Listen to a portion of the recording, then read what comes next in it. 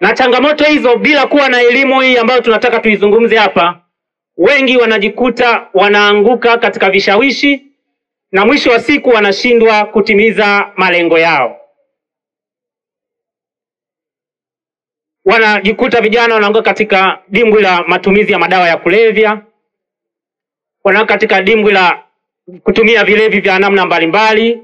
Wengine wanaingia katika mahusiano wakiwa katika umri mdogo. Hapa tupo Makonda kuna watu ambao wako kwenye mahusiano. Au unasema uongo jamani? Hakuna watu ambao wako kwenye mahusiano hapa?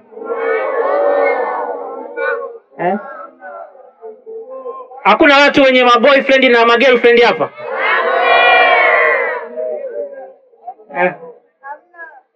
Hamna watu wanaotumia kitu cha alusha hapa?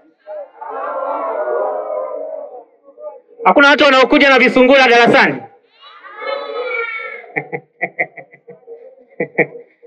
Kwa hiyo vitu kama hivyo tunavizungumza sasa ili tuweze kusaidiana. Uniform hivi tafasiri yake ni kwamba serikali yetu inataka wanafunzi wote tuwe sawa. Na ndio maana inatutafasiri sisi kwamba bado ni watoto, ndio maana tunavaa uniform. Tutakapofika chuo kikuu, vyuo vile vikubwa kabisa ndio utaanza kuvaa tu kiraia, lakini hapa unavaa uniform, tafasiri yake kwamba bado ni mtoto, bado uko chini ya usimamizi.